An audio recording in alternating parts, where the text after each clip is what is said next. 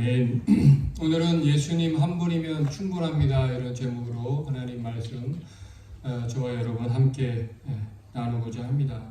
언젠가 제가 부활절에 여러분에게 전해졌던 유머인데요. 없다 시리즈입니다.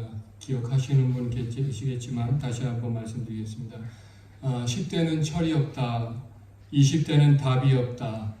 30대는 집이 없다. 40대는 돈이 없다. 50대는 일이 없다. 60대는 낙이 없다. 70대는 이가 없다. 80대는 처가 없다. 90대는 시간이 없다. 100대는 다 필요 없다. 이렇게 됩니다. 예. 여러분, 한 가지 더 제가 넌센스 퀴즈를 내자면 설교 못하는 목사와 과부가 공통점이 있는데 뭘까요? 네? 둘 다 지루해요. 예, 둘 다 지루하다. 감사합니다. 정답은 영감이 없다. 인데요. 어쨌든 지루한 거 맞는 것 같습니다. 오늘 저는 부활주의를 맞이하여 하나님께서 좀 영감 있는 그런 영적인 감동 있는 예배를 드리게 해주십시오. 이렇게 기도를 드렸는데요. 오늘 그런 은혜가 저와 여러분에게 있기를 다시 한번 축복합니다. 아멘. 우리가 살면서 불행하다고 느끼는 이유가 뭘까요? 조금 전에도 말씀드렸다시피 없다고 느끼기 때문이 아닐까 하는 생각이 합니다. 어떤 분은 돈이 없고 어떤 분은 차가 없고 집이 없고 학력이 없고 학벌이 없고 그래서 불행하다라고 생각하는 사람들이 많습니다. 그런데 이 모든 것을 정의하면 결국은 소유의 문제입니다. 눈에 보이는 것이고요. 그런데 성경은 뭐라고 우리에게 말하고 있는가? 성경은 이렇게 말하죠. 시편 23편 1절에 보니까 지난주에도 말씀드렸지만 여호와는 나의 목자이시니 내가 부족함이 없으리로다. 여호와가 나의 목자가 되시면 부족함이 없다라고 말하고 있습니다. 이것은 소유의 문제가 아니라 관계의 문제라고 하는 것이죠. 결국은 특별히 하나님과 우리와의 관계가 중요하다라고 말하고 있고요. 시편 34편 9절에는 여호와를 경외하는 자는 부족함이 없으리로다. 또 34편 10절에는 여호와를 찾는 자는 모든 좋은 것에 부족함이 없으리로다 라고 말하고 있습니다.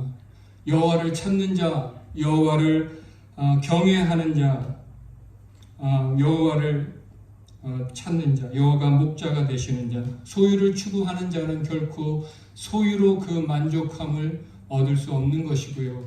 여호와가 목자가 되시는 자에게 진정한 삶의 만족이 있을 줄로 믿습니다. 아멘. 성경은 이 근본적인 문제는, 인간의 근본적인 문제는 소유의 많고 적음에 있지 않고 하나님과의 바른 관계를 맺는 것이 중요하다라고 말하고 있습니다. 그래서 예수님께서 이 땅에 오셔서 저와 여러분의 먹고 사는 문제를 해결해 주시기 위해서 발벗고 나서신 것이 아니고요.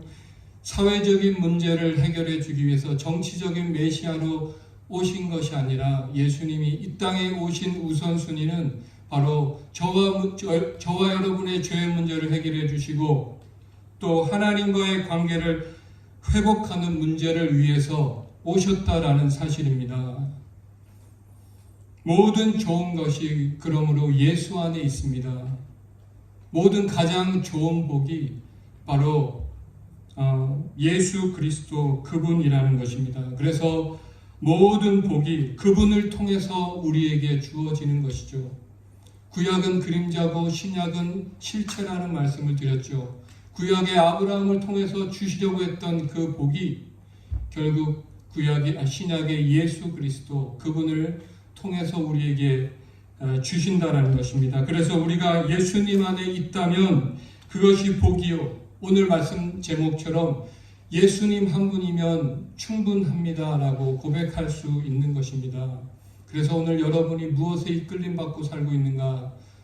욕심인가? 예수 그리스도인가? 한번 점검해보는 이 아침이 되셨으면 좋겠습니다. 에베소서 2장 1절에 보니까 허물과 죄로 죽었던 너희를 살리셨도다라는 말씀이 있습니다. 여러분이 인정하시든 안 하시든 우리는 과거에 허물과 죄로 죽었던 사람들이었습니다. 인간은 허물과 죄로 죽었던 사람들이었습니다. 그런데 이 구원이란 것은 살아나는 것이고요. 죽었던 자가 살아나는 것을 구원이라고 말하는 것입니다. 원래 허물과 죄로 죽었던이라고 할 때 여기서 죽었던 것은 육체가 아니라 바로 영이 죽은 것을 말하고 있습니다. 인간은 원래 영이 죽었던 존재로 육체만이 살아 있었습니다. 그래서 육의 생각, 육의 본능대로 살았고요. 육이 원하는 대로 욕심을 따라 살았다는 말인데요. 그러나 이제는 영이 살아났습니다. 영의 특징은 무엇인가? 그것은 감각이라는 것이 생겼다는 것인데요. 그래서 이 감각은 하나님에 대한 인식과 하나님을 찾게 하고 하나님께 나아가게 하더라는 것입니다.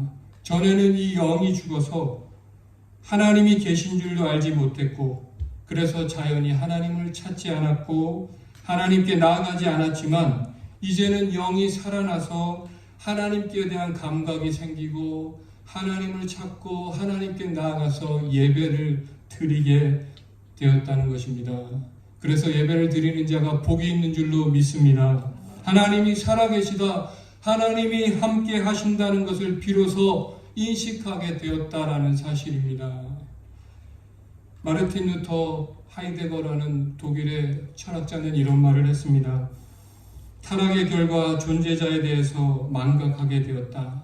그래서 이런 본질적인 능력을 상실하게 되었는데요. 예수님이 오셔서 하신 일은 이런 본질적인 능력을 회복하게 하셔서 하나님을 다시 인식하며 살게 하셨다는 것입니다. 하나님의 존재에 대한 망각을 회복시켜 주셨다는 사실입니다. 최초의 에덴 동산에서 아담이 하나님과 대화하며 하나님의 존재를 인식하며 몸으로 느끼며 소통하며 살아가듯이 하나님에 대한 감각이 생기게 되었는데요. 그러므로 살아계신 하나님을 인식하며 소통하며 우리가 살게 된 것입니다. 마치 모세가 친구와 대면하여 이야기하듯이 하나님과 대면하여 말하였다고 성경은 말하죠. 그래서 성령 충만이 무엇인가? 성령 충만이란 이 감각이 민감해지는 것입니다. 하나님을 인식하고 하나님을 찾고 소통하고 하나님께 나아가는 일에 민감해지는 것이 바로 성령 충만이고요. 동시에 하나님 말씀에 대해서 민감하게 반응하는 것이 또한 성령 충만한 사람의 특징인 것입니다. 그러므로 사단이 하는 일이 있습니다. 우리를 죄짓게 하는 전략이 있습니다. 먼저 사람에게 하나님과 멀어지게 하고요. 하나님과 상관없고 하나님 존재를 망각하며 일상에 빠져 살아갈 때 영적인 감각이 둔해져서 죄를 짓게 되더라는 것입니다. 야곱이 형 에서를 피해서 삼촌 라반의 집에 가다가 베델에서 잠이 들어 꿈을 꾸고 깨어 일어나서 이런 고백을 하죠. 하나님께서 과연 여기 계시거늘 내가 알지 못하였도다. 그는 비로소 하나님을 인식하게 되었다는 것입니다. 하나님께서 저와 여러분 안에 계십니다. 하나님께서 저와 여러분 안에 계십니다. 너희가 하나님의 전인 것과 하나님의 성령이 너희 안에 거하시는 것을 알지 못하느냐. 우리 하나님께서 지금 여기에도 계십니다. 아멘. 두세 사람이 내 이름으로 모인 곳에 나도 그들 중에 있느니라. 내가 세상 끝날까지 너희와 항상 함께 있으리라. 주님께서 성령으로 지금도 여기에 우리 안에 계심을 믿으시기를 바랍니다. 아멘. 복음성가 가수 박종호 씨라는 분이요, 19살에 친한 친구 아버지가 죽어서 관에 들어가 묻히는 것을 보면서 그는 인간이 죽을 수도 있구나 하는 것을 처음으로 생각하게 되었다고 합니다. 어느 날 성령을 체험하고 영이 살아나서 성령이 사실이구나 하는 것을 그는 딱 믿어지더라는 것입니다. 성경이 진짜고 우리가 죽는데 거기서 끝이 아니라 영원한 세계가 있고 천국이 있다면 오페라 가수가 되어 세계적인 무대에서 노래하고 돈 많이 버는 것이 뭐가 중요한가? 나는 영원한 나라를 선택할 거야 라고 결정을 했다는 것입니다.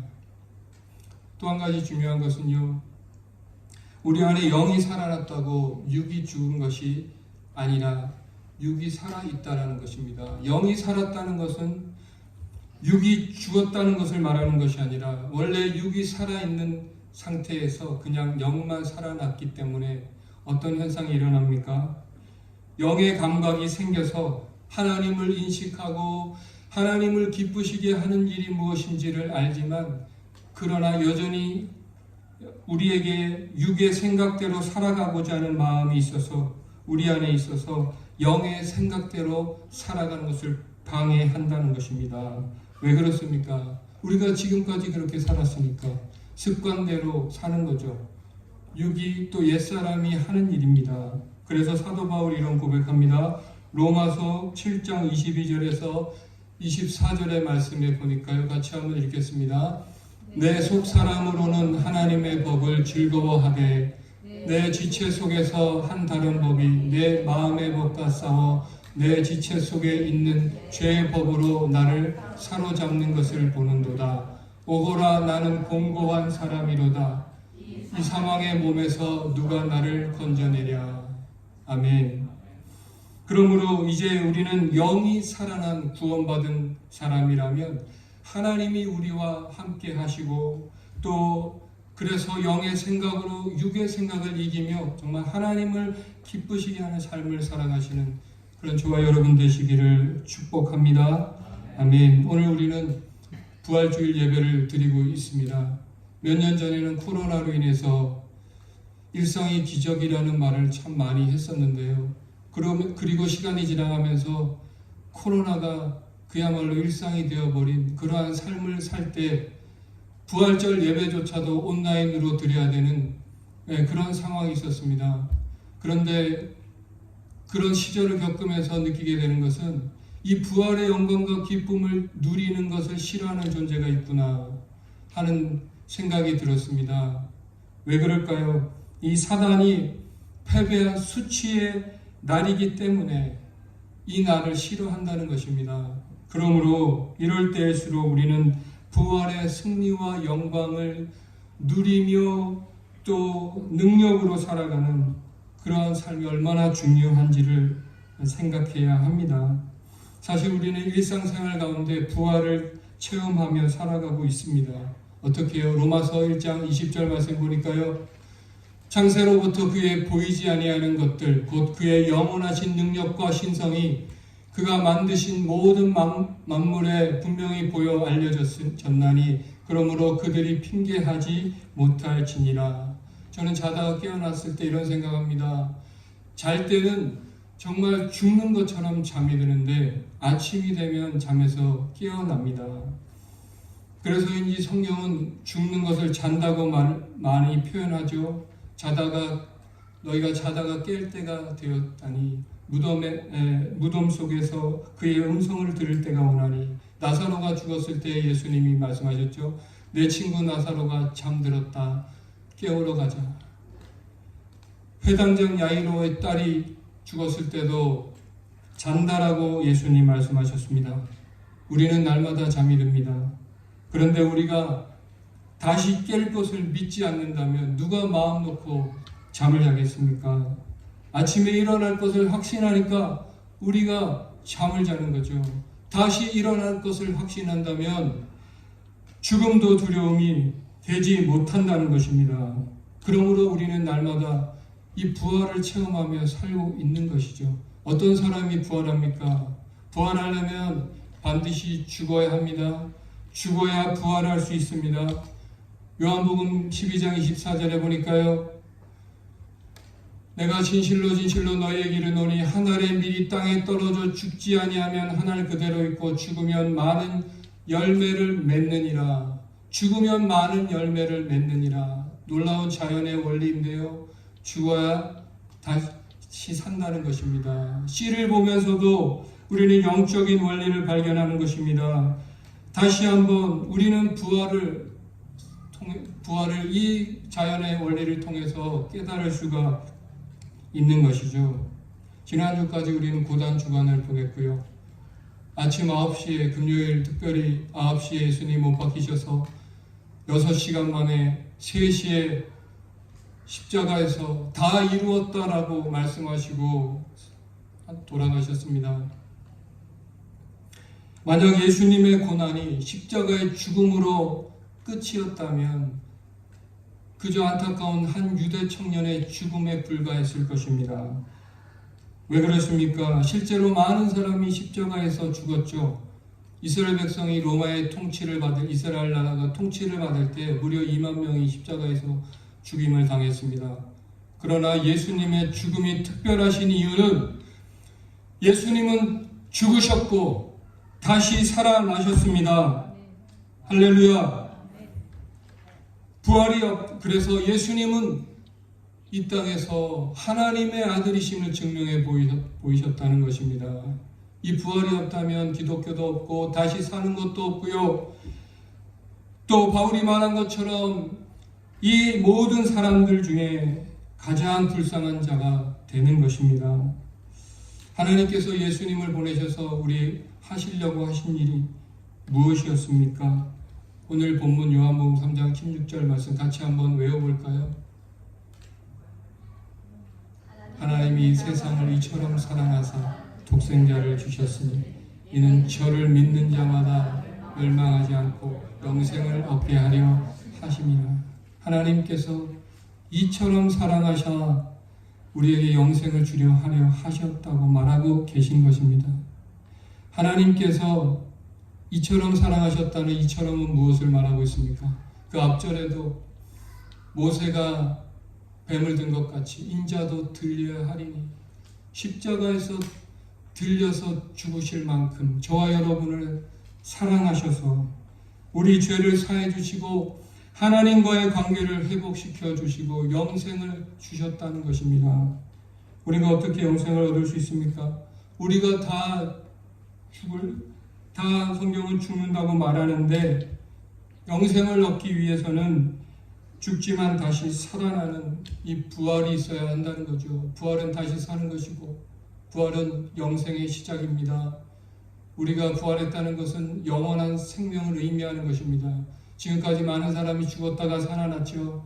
하지만 그것은 소생에 불과하죠. 소생과 부활의 차이는 소생은 죽었다가 살아나고 다시 죽지만 부활은 죽었다 살아나고 영원히 사는 것을 말하고 있는 것입니다. 그래서 성경이 말하는 이 부활은 곧 영생을 말한다는 사실입니다. 우리 하나님께서 이처럼 사랑하셔 그토록 우리에게 주시고자 하신 바로 그 영원한 생명, 그것이 부활인 것입니다. 사랑하면 우리가 정말 좋은 것을 주고 싶지 않습니까? 정말 좋은 것, 가장 좋은 것이 무엇일까요? 구원받고 영원한 생명 얻는 것, 그것보다 좋은 것이 있겠습니까? 우리의 인생 길지 않습니다. 선물도 수준이 있습니다. 하나님 수준의 선물, 바로 영생인 거죠. 우리가 아무리 사랑해도 우리가 줄 수 있는 것은 그저 돈을 주고 또 집을 주고 또 뭐 차를 주겠지만 이 영원한 생명을 줄 수 있다는 것, 이것이 바로 하나님의 은혜인 것입니다. 요한복음 3장 15절에 이는 그를 믿는 자마다 영생을 얻게 하려 하심이라. 요한복음 6장 40절에도 내 아버지의 뜻은 아들을 보고 믿는 자마다 영생을 얻는 이것이니 마지막 날에 내가 이를 다시 살리리라. 결국 예수님이 이 땅에 오신 이유가 무엇입니까? 엄마라고 불러도 돼요라는 책을 쓴 자매가 있습니다. 케이트 데이비스라고 하는데요. 20대 초반의 백인 자매입니다. 남부러울 것 없는 환경에서 자랐고요. 미국 테네시주 부유한 가정에서 태어나 공부 잘하고 학생회장도 되고 잘생긴 남자친구 만나서 스포츠카를 타고 다니며 살던 자매였습니다. 이 자매가 고3 때 우간다에 봉사할 사람이 부족하다고 해서 참여하게 되었는데요. 한 주간 참여하고 집에 돌아왔는데 고3 내내 이 아이들의 얼굴이 눈에서 떠나지가 않더라는 것입니다. 그리고 졸업을 하고 대학도 합격하고 그래서 1년간 이제 그곳에 가서 다시 봉사하기로 허락을 받고 우간다 고아원에 다시 갑니다. 어느 날 스코비아라는 5살 아이가 이런 질문을 합니다. 엄마라고 불러도 돼요? 그 한마디에 그냥 진짜 그 아이의 엄마가 되어주기로 결심을 합니다. 그렇게 아이를 입양하기 시작하고 그렇게 입양한 아이가 14명이나 되고요. 그녀가 돌보는 아이가 400명이나 됩니다. 보는 사람마다 엄마라고 부르고 그 동네 어른들도 다 엄마라고 부른다고 합니다. 1년간 머물겠다고 떠났는데 힘들고 외로운 삶이었지만 이제는 대학도 다 포기하고 남아서 아이들의 몸과 마음에 난 상처를 치유하고 그들을 위해서 살아가고 있습니다. 그녀가 그렇게 사는 것이 쉽지만은 않을 텐데요. 그런 삶을 사는 이유는 그 아이들이 엄마라고 부를 때 가슴 벅찬 감격이 있었기 때문인 것입니다.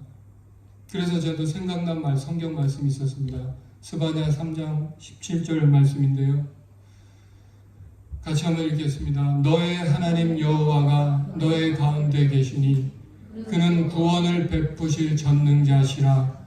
그가 너로 말미암아 기쁨을 이기지 못하시며 너를 잠잠히 사랑하시며 너로 말미암아 즐거이 부르며 기뻐하시리라.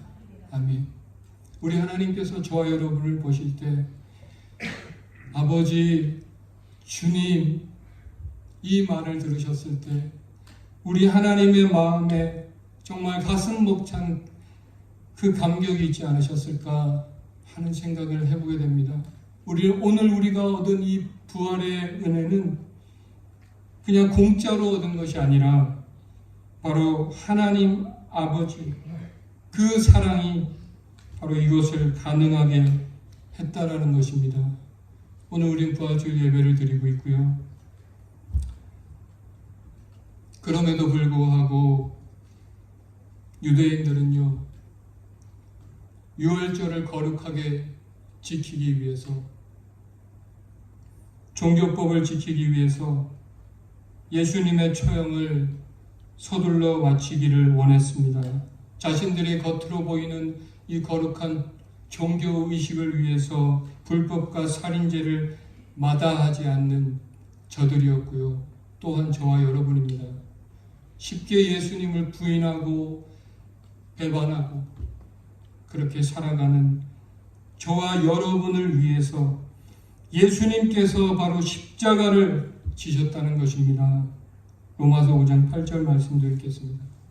우리가 아직 죄인 되었을 때 그리스도께서 우리를 위하여 죽으심으로 하나님께서 우리에 대한 자기의 사랑을 확증하셨느니라. 아멘.